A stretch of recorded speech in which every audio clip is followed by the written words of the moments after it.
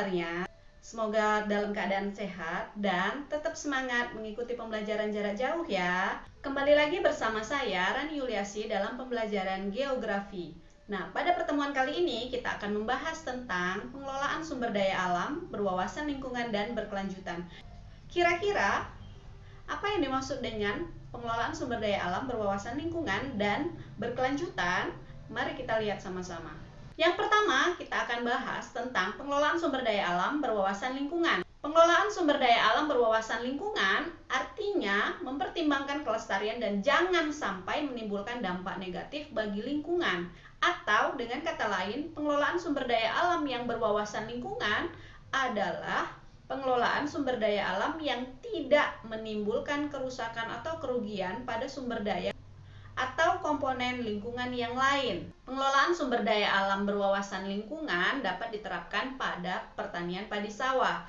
Langkah-langkah yang dilakukan dalam pengelolaan sumber daya lingkungan pada pertanian padi sawah adalah: yang pertama, pengelolaan lahan pertanian padi sawah memerlukan syarat kondisi fisik seperti ketinggian tempat itu kurang dari 600 meter di atas permukaan laut. Yang kedua, suhu udaranya mencapai 24-29 derajat Celcius. Kemudian, kedalaman tanah lebih dari 50 cm. Kemudian ada kemiringan lereng kurang dari 4% dan saluran irigasi tersedia. Yang kedua, penggunaan air. Penggunaan air harus sudah dipertimbangkan dengan kebutuhan air untuk yang lainnya sehingga tidak mengurangi pemenuhan kebutuhan yang lain. Kemiringan lereng yang digunakan harus lereng yang landai agar dapat menampung air untuk mengenangi padi pada masa pertumbuhan. Yang ketiga, ada penggunaan pupuk. Penggunaan pupuk harus berimbang sesuai dengan kebutuhan agar pupuk yang diberikan secara efektif dimanfaatkan oleh tanaman. Yang keempat, penggunaan racun. Penggunaan racun untuk memberantas hama tanaman harus disesuaikan dengan kebutuhan atau dosis dan sesuai dengan jenis hama yang menyerang tanaman. Yang kelima, ada penyiapan lahan. Penyiapan lahan siap tanam harus mempertimbangkan kebutuhan tanaman. Apabila tanah dibajak terlalu dalam akan menyebabkan terjadinya pembalikan horizontal sehingga tanah bagian atas akhirnya tidak subur. Dan yang terakhir, penggunaan alat-alat berat dalam penyiapan lahan dan pengangkutan dapat menyebabkan rusaknya struktur tanah atau tanah menjadi padat.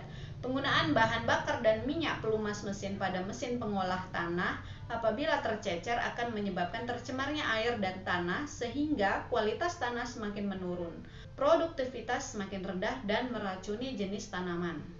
Pengelolaan sumber daya alam berwawasan lingkungan yang kedua dapat diterapkan pada penambangan batu bara.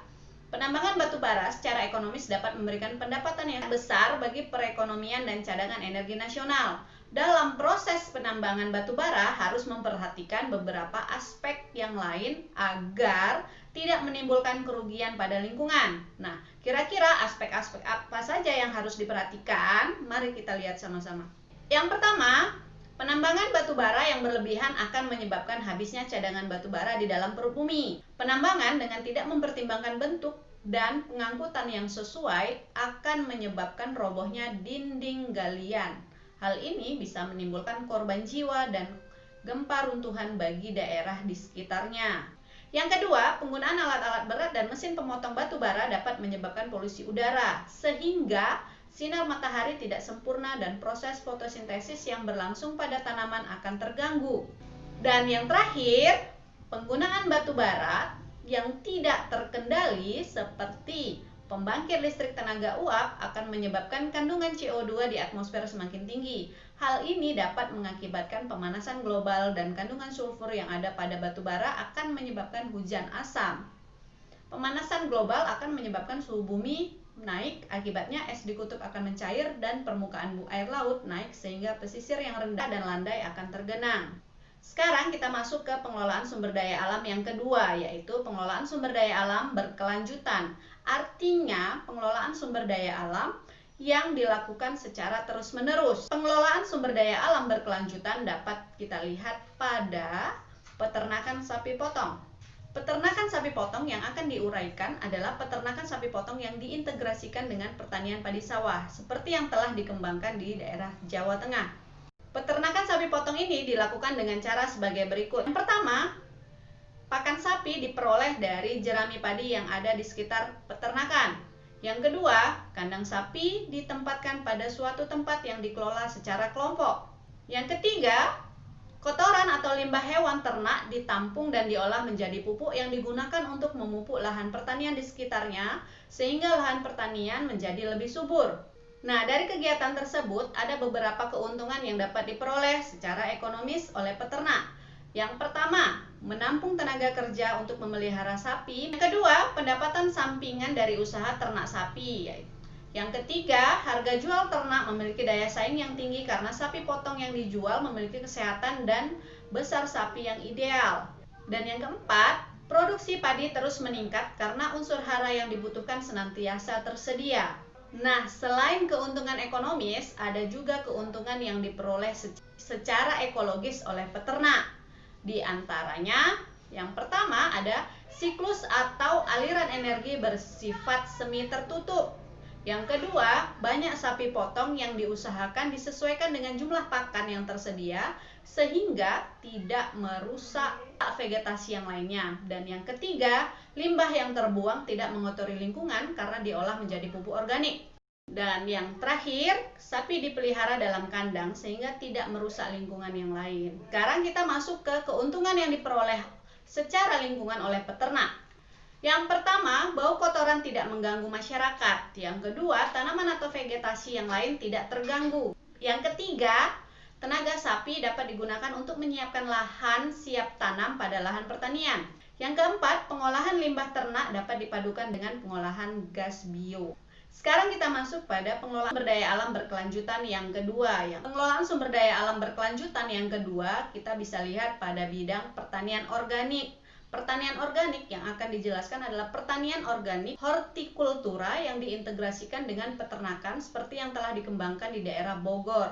Pertanian organik ini dilakukan dengan cara yang pertama, tanah yang akan ditanami dibiarkan tidak diolah selama kurun waktu 3-5 tahun agar racun yang ada pada tanah hilang. Yang kedua, pengolahan tanah tidak menggunakan mesin. Yang ketiga, tanah diolah dengan menggunakan tindakan konservasi. Yang keempat, pupuk yang digunakan adalah pupuk yang diolah secara manual. Yang kelima, hama penyakit dibersihkan secara manual. Keuntungan ekonomis yang diperoleh petani. Yang pertama, harga jual hasil pertanian organik memiliki daya saing yang tinggi terutama di pasar internasional. Yang kedua, sayuran atau buah-buahan yang dijual relatif lebih tahan lama daripada tanaman yang lain.